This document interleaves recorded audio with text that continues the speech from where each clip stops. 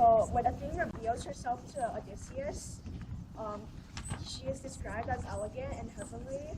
So it shows it reveals how she's perfect and the omnipotent powers of the god.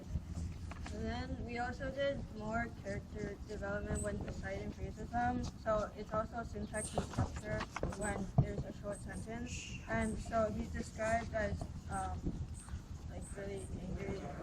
It also shows the characters.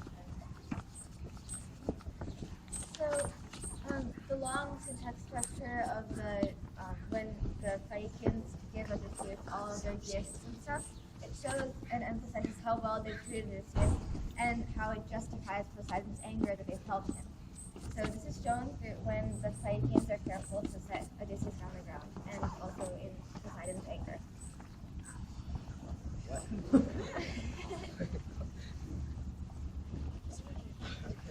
Okay, so the third literary element is imagery.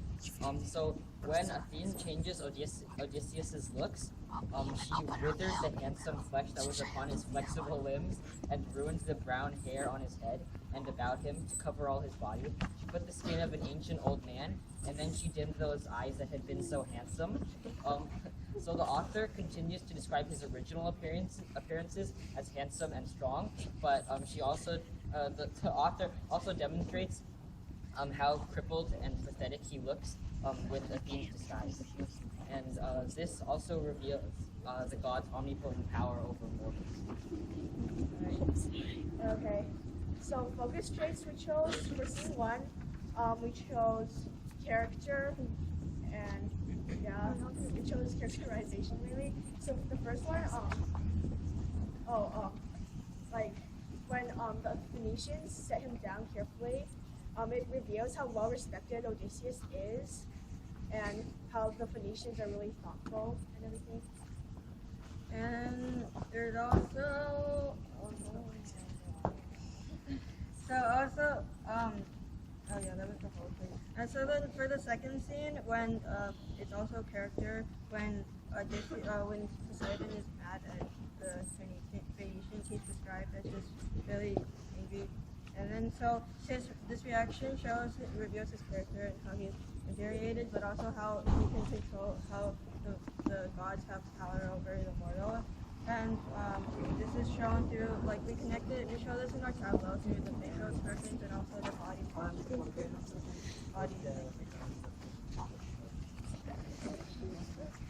Okay, so for scene 3, we focused on Odysseus and his character traits. So basically, when Athena shows him that he's back in Ithaca, he's really happy and he's rejoicing at the sight of his country, and he's kicking around and all this stuff. So he's really happy to be back home, and this is expressed in our tableau through his facial expressions and his body postures. So all in all, what the specific thing we want the audience to notice or understand is the characterization that we show through the tableau using our body posture and also facial expressions as well as bubbles and. Okay, what's your extra criterion? Let me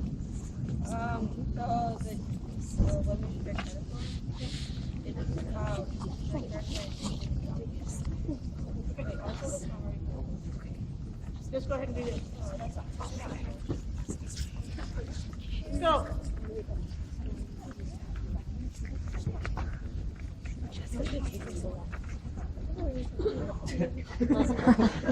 Okay, ready?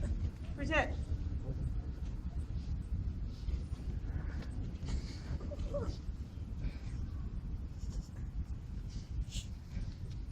Okay, release. Okay.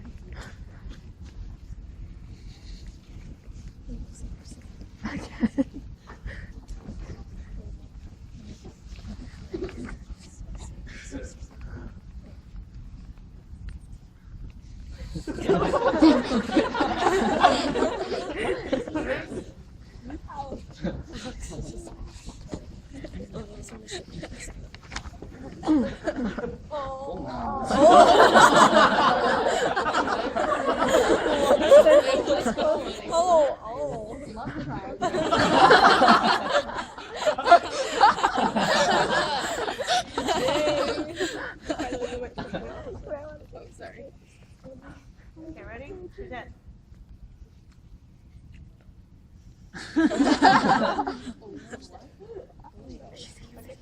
Another log development. All right. 1, 2, 3. Our first scene, we're depicting Telemachus reading the palace of Menelaus, and he sees an eagle. So then Helen interprets it as a sign that Odysseus would return to Ithaca, causing Telemachus to like run back towards him. So the second scene is Odysseus, who's described as an old war hero, realized he might be staying like past his welcome, so he comes up with this scheme to pretend that he's leaving, which triggers Eumaeus to tell his story and really think about his values, and how Laertes brought him up to repaying that kindness by obeying Myth's rules. So yeah, and in that scene actually we have Zeus bringing Eumaeus out of his thoughts, representing like Zeus wanting Eumaeus to express the kindness expressed to him through obeying Myth's rules. And so for the third scene, Alex.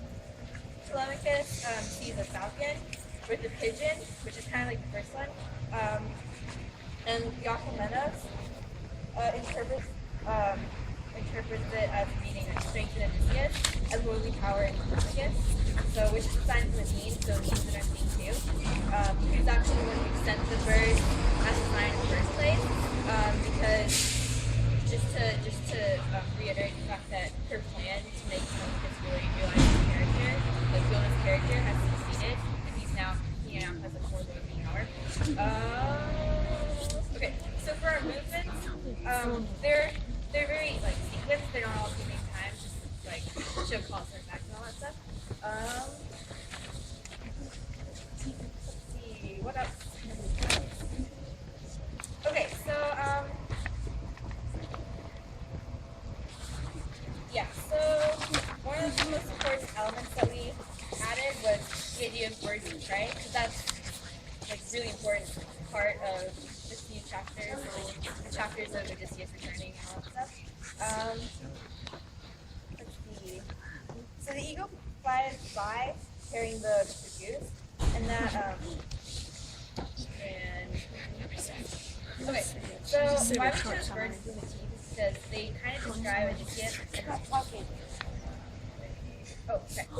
The birds represent the role of Zeus because he's the god of the sky, and he brings messages to mortals, so that's coming from the sky down to the earth.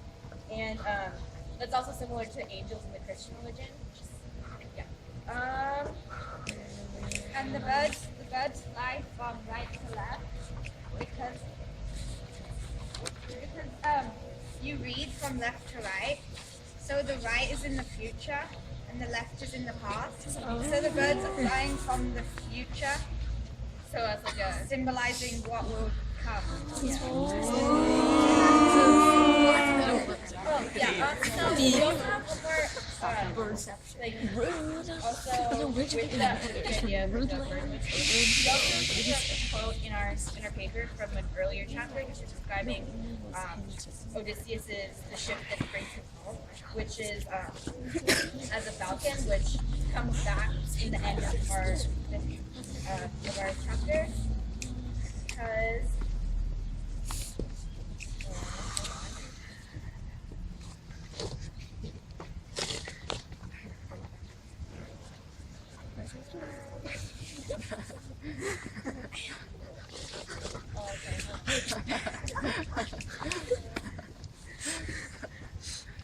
Okay, so it portrays Zeus' intention of bringing the hero back to Ithaca because, like we said before, the birds symbolize Zeus' will. So if it's compared to a falcon, the falcon is bringing Odysseus back to his will, as yeah, Zeus' will.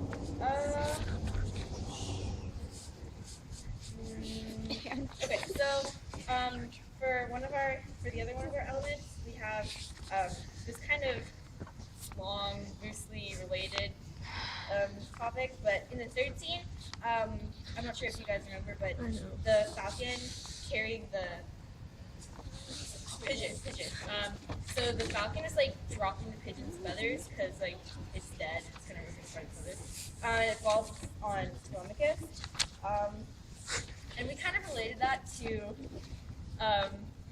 okay, this might sound a little bit crazy, but since at this time we're talking about like a lot of trading and like sea travel between different nations, we were thinking that it kind of relates to the Egyptian like the Egyptian ritual, like in the afterlife, of weighing the heart and the feather.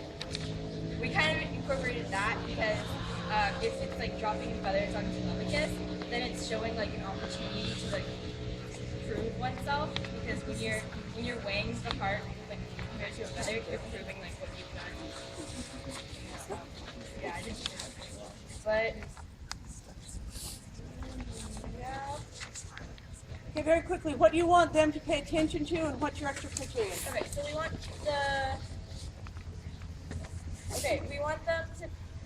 you guys to pay attention to the symbolism, especially in the levels. And our movements are mostly symbolic, but there are some physical ones. It's a lot of movements. And we want you to do some of symbolism and incorporating the influence of the class. Okay, what's your extra criteria? Symbolism and incorporating the class.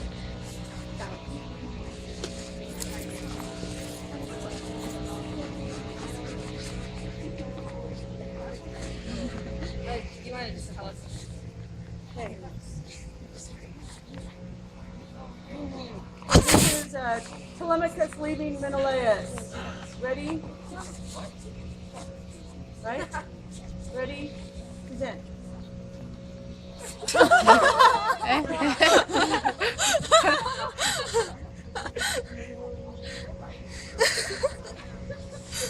Okay, release. Stephanie, what did you do? I interpreted the symbolism. Oh, that's what that was. Let's interpret it. Okay. All right, so Anne is disguised as the war hero And you start. with the swineherd Eumaeus. And we've got Zeus in here. Remember this one? Okay. Ready? Present. Working.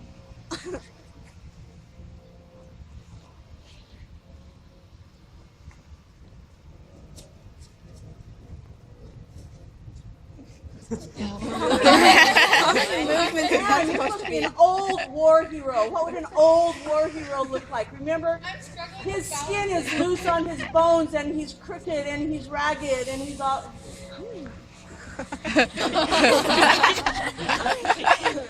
Tai Chi master. Okay, let's watch that one again, guys. So Eumaeus recalls his loving upbringing from Laertes, who's Sasha. Eumaeus in memories is Glenn. And as he makes his decision, Zeus, Stephanie, leads him from his thoughts and causes him to repay the kindness of obeying the Geshu. So Chris is the adult Eumaeus, Glenn is the child Eumaeus. Okay. Sasha is Laertes, Stephanie is Zeus, and Anne is Odysseus. All right, the old Odysseus. Not. How would he walk? He's old. Hunch He's over. bent over. Okay, ready? Present.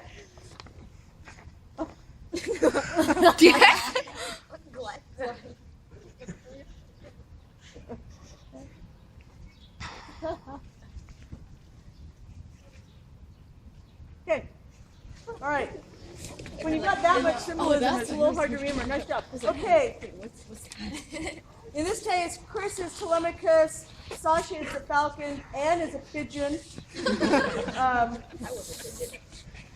With Telemachus, Glenn interprets as being strengthened at Odysseus, and a message is a sign from Athena. All right, let's see what we've got here. Ready? Present.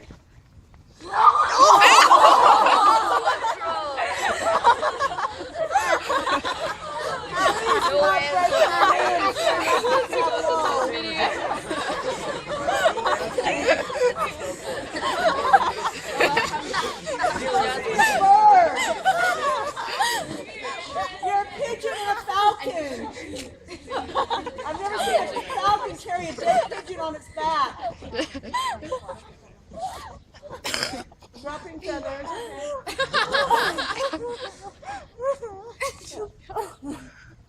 okay, release. Okay, 1, 2, 3, stop. Telemachus. Eumaeus and Penelope are both unaware of Odysseus' movement. And our second scene. Odysseus and Telemachus plan on how to get revenge on the suitors. Odysseus will go into his own house as an old beggar and kill the suitors with the help of Athena. Antinous, one of the suitors, wants to kill Telemachus, but Amphinomus rejects the ideas. Penelope confronts the suitors about the plan to kill her son, and a lying suitor placates her. Okay, so for the movement, for the first scene, Eumaeus walks away from Odysseus and Telemachus in the direction of Penelope, and Athena descends and touches Odysseus on the shoulder. Odysseus, originally in a closed position, opens up his arms in a welcoming position, and Telemachus runs crying into his arms. The second scene, imaginary Odysseus stands up in a crouched position, demonstrating an old beggar, and stabs the imaginary suitor. Antinous, in the third scene, Antinous finds stabbing Telemachus, while Antinous shakes his head no, gesturing to the heavens above. Penelope shakes her head at the suitors, and Eurymachus appears to duplicate Penelope.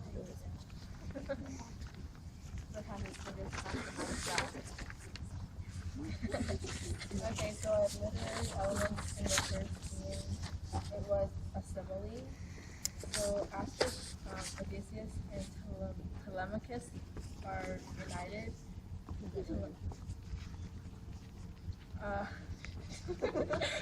Telemachus cried in a shrill and a pulsing voice, even more than the outcry of birds, ospreys, or vultures with, well, yeah, like birds who have their children stolen away from them. And the simile exaggerates the lamentation of Odysseus and Telemachus. Are you representing that in your scene? Symbolically.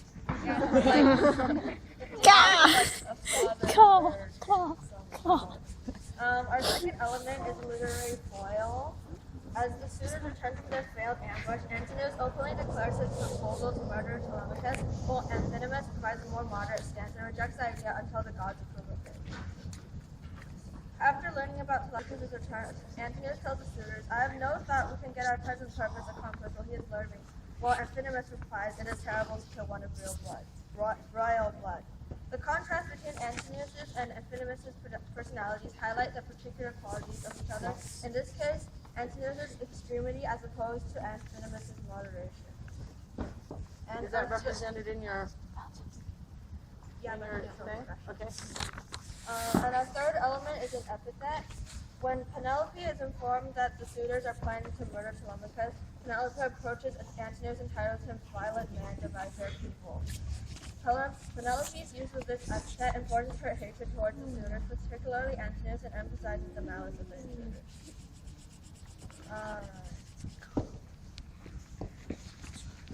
Austin.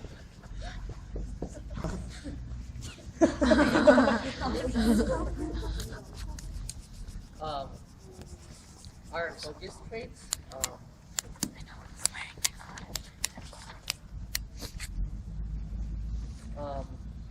So our first scene focuses on the relationship between Odysseus and Telemachus as the king reveals himself to the sun, and shows how oblivious Penelope, Eumaeus, and Telemachus were toward Odysseus' state and well-being.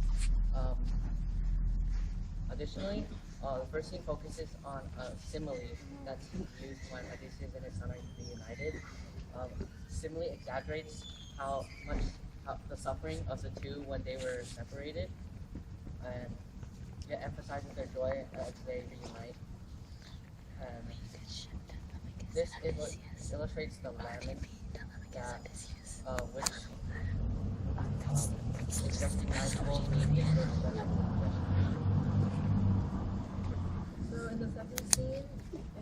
focuses on Odysseus' cleverness, demonstrated by how the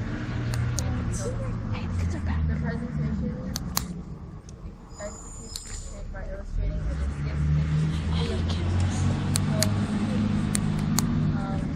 another focus is the idea of fate the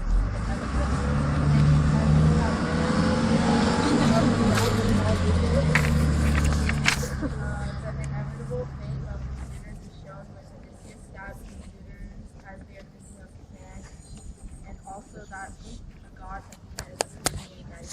So for the third scene, the focus Guys, you need to speak up and you need to keep us interested. I'm bored to death. So, the focus is on Only read what's necessary and speak up. Tell us what you're going to do. That's all you have to do. What are you going to do? What do we need to see? It focuses on Anthony's like logic compared to Anthony. And yeah, that's it. So we want our audience to understand that Odysseus considers all of his suitors guilty, although some find these people with the aim of taking Penelope and killing Telemachus. Even if some, like Amphinous, are rational, they are still destined to die at the hands of Odysseus. So we want to get credit for our use of levels. For example, Athena is always placed higher, and Odysseus and Telemachus are placed higher than the suitors. And we would like to be judged on our facial expression to demonstrate Okay.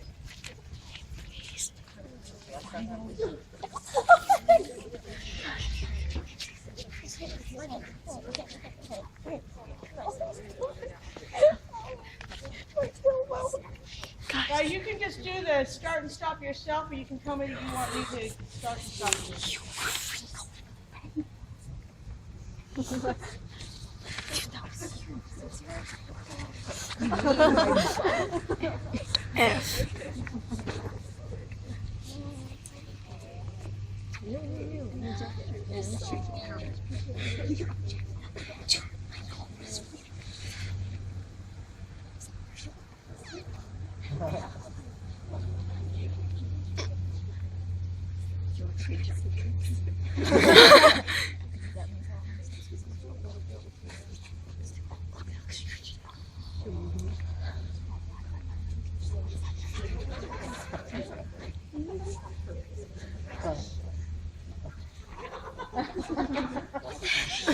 All right. 1, 2, 3. All right.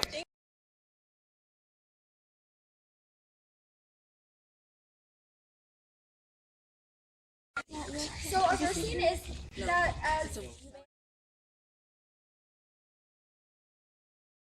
beggar Iros challenges Odysseus, who is Odysseus and all the suitors egg him on. So then Odysseus breaks Iros' neck, leaves him on the ground to scare away dogs. Next, Athena inspires Penelope to show herself to the suitors. They all bring gifts for her. And last is when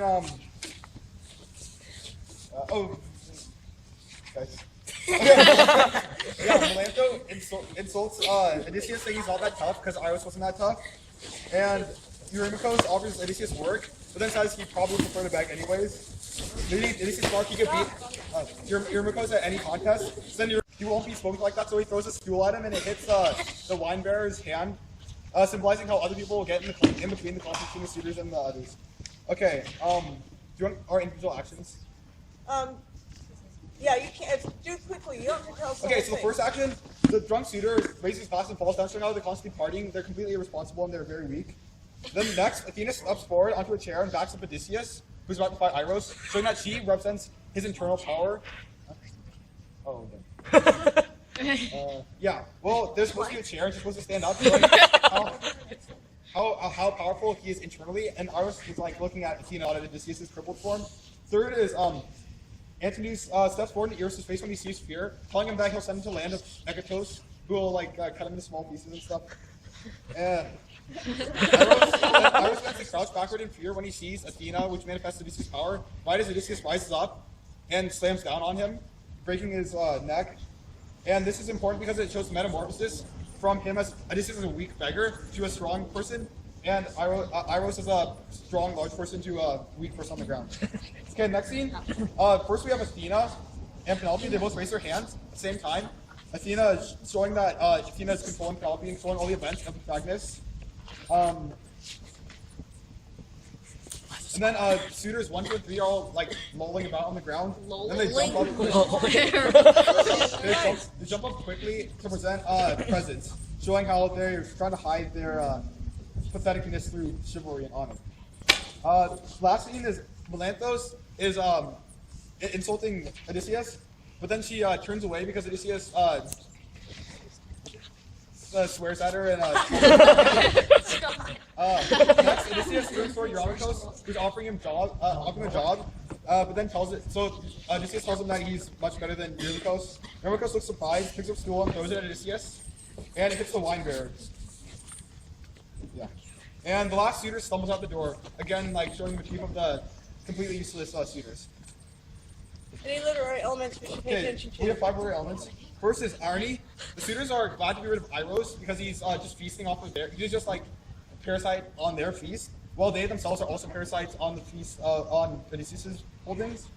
We have symbolism is the ugly wallet that he got in the last chapter. He throws it over Iros' shoulder, showing how he's shedding his cloak of a beggar onto Iros, who's an actual beggar, and going on his way to becoming a king again. We have dramatic irony because throughout, everybody's looking down upon Odysseus as a beggar when we actually know that he's the king. We have symbolism when the footstool hits the cupbearer's hand, showing that the suitors lack control and they can damage and hurt innocence. And we have irony because Odysseus appears small but has a strong interior, while Iros appears large but is actually weak. The epithet too.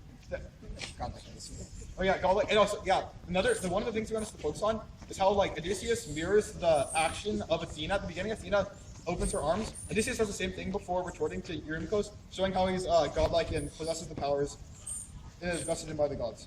Do you want to focus on traits? No, we're good. Yeah. Oh, and the criteria Oh, is on the last the criteria is on the last page. What do you want them to pay attention to? So creativity, character metamorphosis for creativity, and you should grade us on elaboration. Yeah. Okay, Kevin, you're okay. So.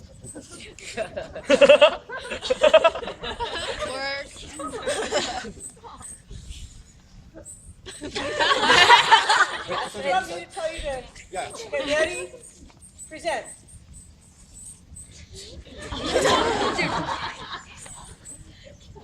Release? Oh, not done.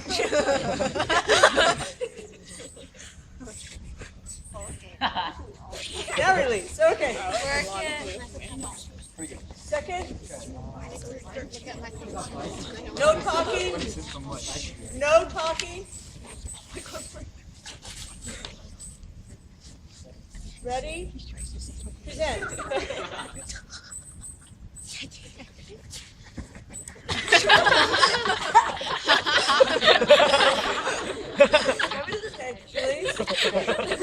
Okay, release.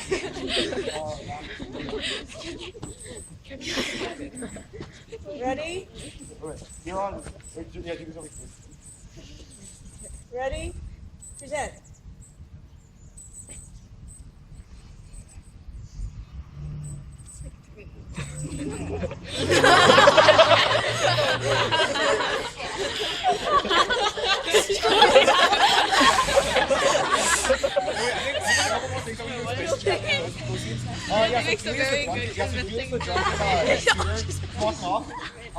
And this scene where Odysseus goes up like this, it shows how he has like a god's power, and he's something else. And yeah. Yeah. Because.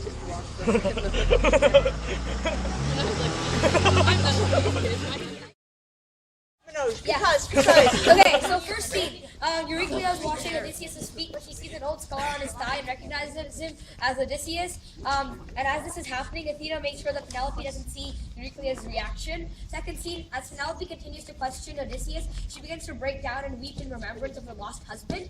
Meanwhile, Homer describes her feelings in an epic simile, saying that it's like when the west and south winds bring and melt the snow into a river of snow, and her tears are like a river of yeah. And then Penelope describes her dream to Odysseus and asks him to interpret it. In the dream, Odysseus appears as an eagle and kills the suitors who are envisioned as geese. And the disguised Odysseus tells Penelope that this is a sign not to remarry, but to not keep his words.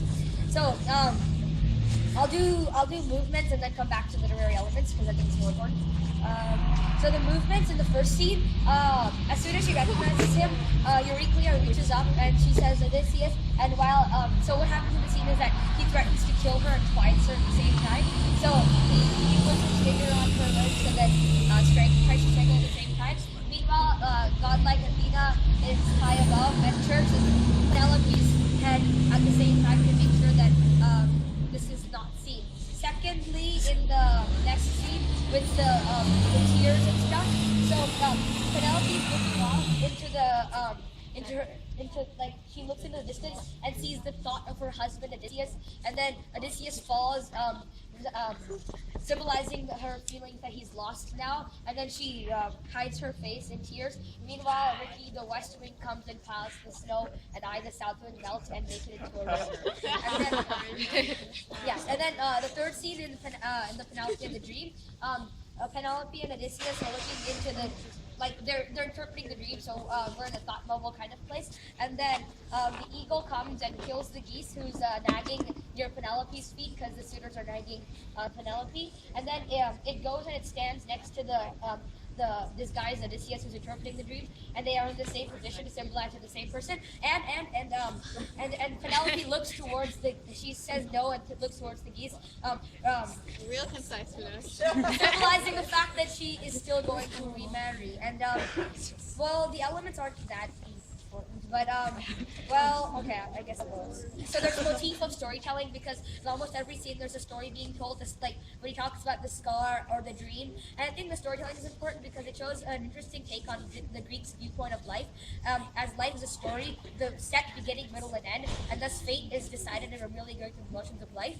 And then there's a simile because he says that as Penelope breaks down thinking of Odysseus, he himself tries to keep his eyes as if they were made of horn or iron steady under his lids. And this is cool because it shows resolve and establishes him as a true hero because even though his heart is broken, he's able to control himself. And then the foreshadow, it's kind of obvious, it says the suitor's doom is evident one and for all. The eagle says that, and that's obviously foreshadow.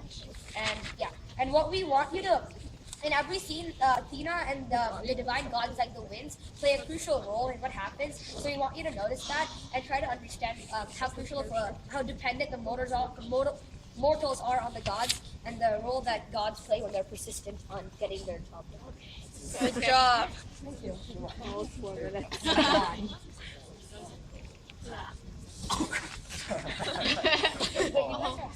Yeah.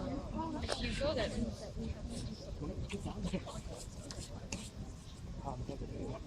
You want me to start you, or do you want to do it yourself? You can start us. Okay, ready? Present.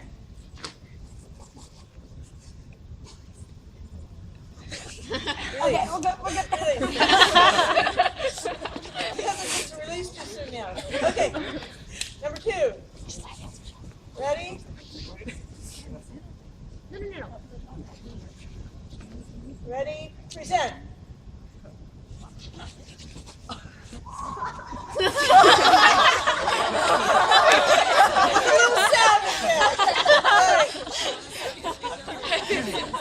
Ready? Wait.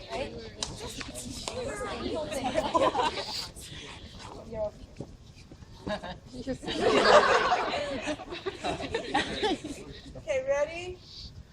Present.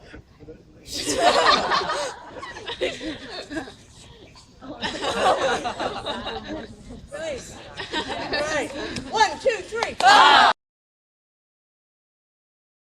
Well, basically we have Odysseus and Penelope on opposite sides of the wall, and in the book, they're both restless at the same time, which symbolizes intervention by Zeus, who is helping Odysseus in the downfall of the suitors. And this also kind of clarifies the role of the gods Guys, listen up. and how they intervene in the lives of Okay, I'd like to. So we're missing even so we've asked you to step into minor roles. And also we'd like you to pay attention to the symbolism. We have a scene part in scene 2 where a large bird comes down, which is foreshadowed in the previous chapter for Penelope's dreams. And we'd also like you to pay attention to the interventions of the gods and the concept of fate. Okay. And then in scene 2, Zeus is collaborating with Odysseus to bring the downfall of the suitors as previously revealed. And it's kind of so a suitor throws a horseshoe at Odysseus, and Odysseus swiftly dodges the horseshoe, which indicates both that he is more powerful than the suitors and that the gods are helping him, or Zeus. And then Telemachus also steps in and kind of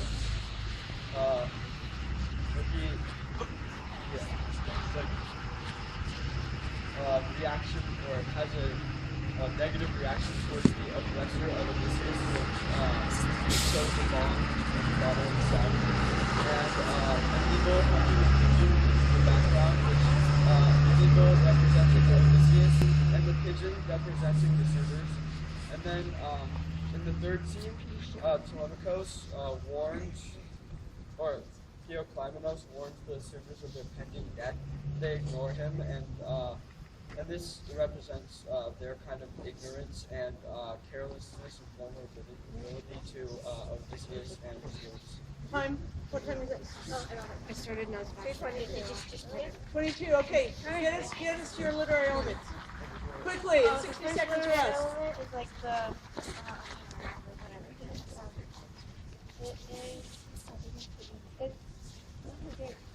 So I think it was foreshadowing. No, it's symbolism because a bird flew over them on the left side and cornered the tremulous pigeon, as foreshadowed in chapter 19, right? Odysseus will conquer the suitors, symbolized by the eagle and pigeon. And then the second one is personification, and when the guests ignore Telemachus' words of warning, Theoclymenos, he says he sees the evil coming upon them, and not one of the suitors avoiding this will escape. And this foreshadows the suitors' fall by Odysseus. And then the last one is imagery. When the suitors are told to Penelope's decision, they laugh with jaws that were no longer their own. Their eyes were bursting with tears, and their laughter sounded like lamentations. And then this imagery portrays how the suitors are like oblivious to everything but the fact that Penelope is going to marry, and then their refusal to accept their fate. All right. How much time do they have? Go. You guys probably have a couple minutes. Ready? Here? Okay, ready? Present.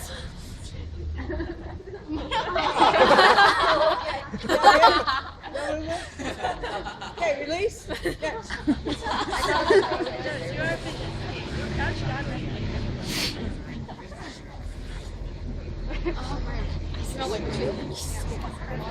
Okay, ready? Present. Okay, release. Next. Ready?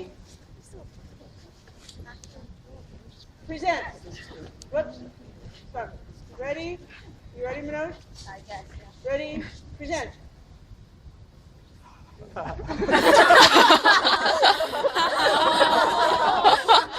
Okay, release. 1, 2, 3, stop.